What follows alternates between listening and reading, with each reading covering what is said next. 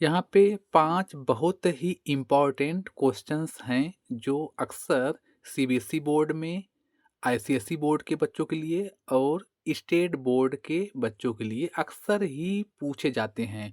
जब भी 11th का एग्ज़ाम्स होंगे, उन एग्ज़ाम्स में हमेशा क्वेश्चन पूछे जाते हैं इन सब पार्ट से। ये 5 ही बहुत ही इम्पोर्टेंट हैं, तो आप इसे ध्यान से देखिएगा। ये जो 5 इम्पोर्टेंट क्वेश्चंस कौन-कौन से हैं? पहला आपका होता है कोएफ़िशिएंट ऑफ विस्कोसिटी। पहला जो बहुत ही इम्पोर्टेंट है, अक्सर ये सभी एग्ज़ाम्स में पूछे जाते हैं, जैसे 11th आईसीएसई हुआ, सीबीएसई हुआ या स्टेट बोर्ड हुए हैं, तो उनमें अक्सर ये क्वेश्चन रिपीट हो जाते हैं या बार-बार पूछे जाते हैं। पहला नंबर आपके पास है कोएफ़िशिएंट ऑफ विस्कोसिटी। तो आप मुझे बताइए, यहाँ पे जो ये कोएफ़िशिएंट ऑफ विस्कोसिटी है, इसका डायमेंशन आप कैसे लिखेंगे? ये डायमेंशन के बहुत ही इम्पोर्टेंट क्वेश्चंस हैं, ठीक है ना?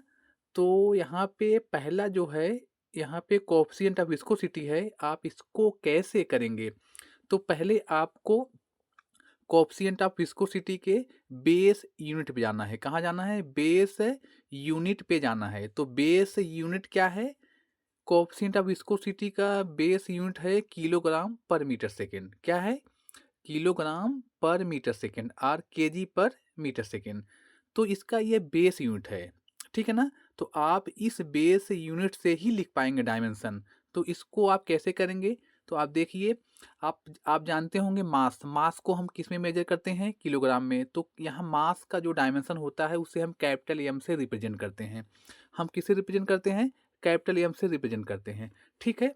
तो कैपिटल एम से रिप्रेजेंट करते हैं और जो यहाँ मीटर है, मीटर को हम कैपिटल एल से रिप्रेजेंट करते हैं, ठीक है? और यहाँ टाइम को हम टी से रिप्रेजेंट करते हैं। तो हमारे पास ये जो बेस यूनिट है, क्या? कोएफ़िशिएंट ऑफ विस्कोसिटी, यहाँ पे बेस यूनिट है और आप इस बेस यूनिट को किस में बदलेंगे? डायमेंशन में। तो डायमेंशन में आप कैसे बदलेंगे? यहाँ किलोग्राम न्यूमरेटर में है तो उसे मास लिख देंगे, और यहाँ मीटर आपके पास डिनोमिनेटर में है तो उसको लिखेंगे, यल इनवर्स ले जाएंगे न्यूमरेटर में। और टाइम भी आपके पास बेस जो आपके पास यहाँ टाइम है वो कहाँ पे है? डिनोमिनेटर में है, तो उससे भी आप ले जाएंगे न्यूमरेटर में। तो इस प्रकार जो आपके पास ये डायमेंशन बन रहा है किसका? कोएफ़िशिएंट ऑफ विस्कोसिटी का, एम यल इनवर्स टी इनवर्स, यह यहाँ पे डायमेंशन हो गया। तो आपको बच्चों बात समझ में आ गई होगी। ठीक है, अब हम दूसरा डायमेंशन यहाँ पे देखते हैं। आप इसको देख सकते हैं, इस तरह यहाँ पे होता है, ठीक है। अभी हम इसका दूसरा डायमेंशन देखते हैं। दूसरा क्या है? इसका दूसरा आपका पार्ट हो जाएगा, यहाँ पे आपको किसका डायमेंशन लिखना है?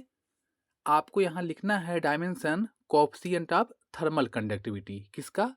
आपको यहाँ डायमेंशन एक, और ये भी बहुत ही इम्पॉर्टेंट है। कौन सा? Coefficient of thermal conductivity.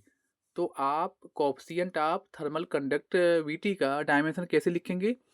तो पहली बात होती है कि आपको इन सब के बेस यूनिट में जाने हैं। कहाँ जाने हैं? बेस यूनिट में जाने हैं। तो यहाँ कोएफ़िशिएंट ऑफ थर्मल कंडक्टिविटी का बेस यूनिट क्या है?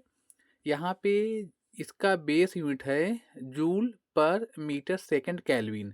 तो बात आपको समझ में आ गई होगी कि जो यहाँ बेस यूनिट किसका? कोएफ़िशिएंट ऑफ थर्मल कंडक्टिविटी का, joule per metre second kelvin, ठीक है।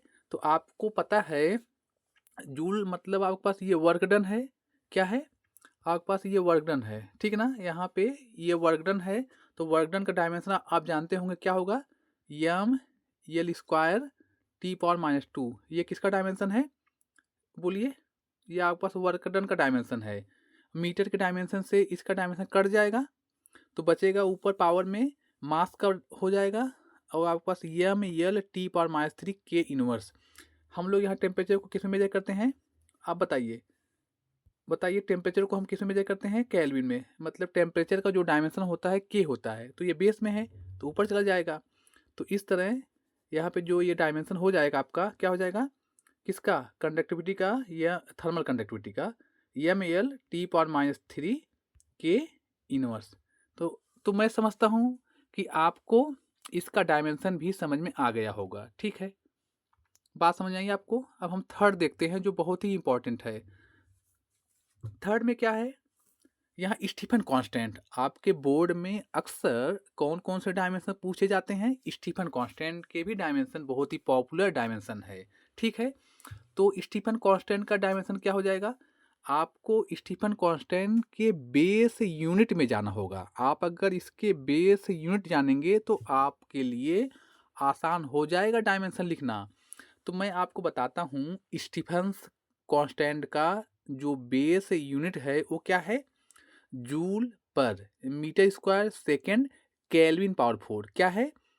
Joule per metre square second kelvin power 4।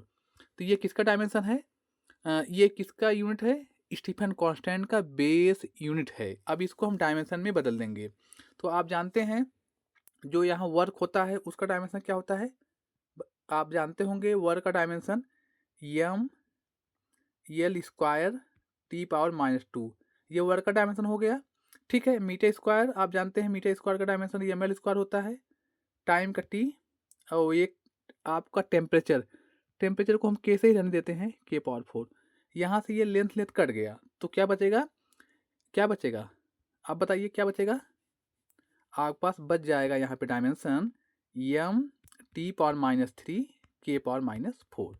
बच्चों आपको बात समझ में आ गई होगी कि हम डायमेंशन कैसे लिखते हैं। डायमेंशन लिखने के लिए आपको एक चीज़ बहुत अच्छे से ध्यान में रखना है कि कोई भी अगर कोई कांस्टेंट है स्टीफन कांस्टेंट या कोई भी आपके पास अगर फिजिकल क्वांटिटी है तो उस फिजिकल क्वांटिटी का बेस यूनिट आपको अच्छे से मालूम रहे तो आपको कोई भी दिक्कत परेशानी नहीं आएगी। क्या चीज़ के लिए? डायमेंशन लिखने के लिए। अब हम अगले डायमेंशन की बात करते हैं। अगला डायमेंशन आपके पास यहाँ पे है क्या? इम्पल्स। ठीक है, तो आप इम्पल्स का डायमेंशन कैसे लिखेंगे? आप बताइए। हम बताते हैं आपको इम्पल्स का डायमेंशन लिखने के लिए आपको बेस यूनिट पे जाना होगा। तो इम्पल्स का बेस यूनिट क्या होता है? किलोग्राम मीटर पर सेकेंड। क्या होता है? किलोग्राम मीटर पर सेकेंड। तो आप जानते हैं किलोग्राम मीटर पर सेकेंड को डायमेंशन में कैसे रिप्लेस करेंगे? किलोग्राम का मास हो गया, आप जानते हैं मास हो गया, मीटर का लेंथ है तो यल हो गया, और टाइम आपके पास कहाँ बेस में है तो एम यल अपान टी हो गया। आप इसे रिप्लेस करेंगे किसमें? इसको ले जाएंगे न्यूमरेटर में तो हो जाएगा आपके पास एम यल टी इनवर्स। ये किसका डायमेंशन हो गया? इम्पल्स का। तो आपको जानना चाहिए इम्पल्स का डायमेंशन और मोमेंटम, लीनियर मोमेंटम का डायमेंशन दोनों सिमिलर होते हैं। क्या होते हैं? दोनों सिमिलर होते हैं, इम्पल्स का और लीनियर मोमेंटम का। ठीक है, तो आपको बात अच्छे से समझ गई होगी कि डायमेंशन जब हम लिखते हैं तो हमें लिखने के लिए हम तो लिख देते हैं, तो हम लिखते हैं तो कैसे समझना है हमें? तो समझने के लिए मेरे प्यारे बच्चों आपको जानना होगा बेस यूनिट पे। अगर आपने बेस यूनिट को अच्छे से समझ लिया है तो आपको डायमेंशन में ज़्यादा दिक्कत नहीं आएगी, या फिजिक्स में भी आपको ज़्यादा दिक्कत नहीं आएगी। ठीक है, हम यहाँ पांचवा जो और ही अच्छा है, इम्पॉर्टेंट है, 5 मैंने पहले ही कह रखा था कि इम्पॉर्टेंट होंगे, तो ये 5वें नंबर पे क्या आपका है? यहाँ पे यूनिवर्सल गैस कांस्टेंट है। क्या है? Universal gas constant. तो यूनिवर्सल गैस कांस्टेंट को आपको पहले इसके बेस यूनिट पे जाना होगा। आप कहाँ जाएंगे? यूनिवर्सल गैस कांस्टेंट के बेस यूनिट पे। तो मैं आपको बताऊंगा कि बेस यूनिट क्या होते हैं। क्या बेस यूनिट क्या होते हैं? तो आप जानिए यहाँ पे बेस यूनिट क्या है गैस कांस्टेंट का। जूल पर मोल केल्विन। क्या है? जूल पर मोल केल्विन है। जूल पर मोल केल्विन को आप बदलेंगे और इसको और बेस में, जूल को और बेस में बदलेंगे तो हो गया आपका ये किलोग्राम मीटर स्क्वायर पर सेकेंड स्क्वायर। मोल केल्विन आपके पास ये बेस यूनिट में चला गया। क्या? जूल को हम लिखेंगे किलोग्राम मीटर स्क्वायर पर सेकेंड स्क्वायर। ठीक है, हमने यहाँ वर्क या जूल को लिख दिया। बाद में हमारे पास ये मोल बचा है, केल्विन बचा है। तो मोल केल्विन, मोल को हम यहाँ कोई डायमेंशन नहीं लिख सकते, वैसे ही छोड़ देंगे 1 के फॉर्म में, मोल को डायमेंशन को नहीं लिखेंगे। केल्विन के हम यहाँ यहाँ उसको के से रिप्रेजेंट कर रहे हैं। तो हमने यहाँ डायमेंशन को रिप्लेस कर दिया। किस में रिप्लेस कर दिया?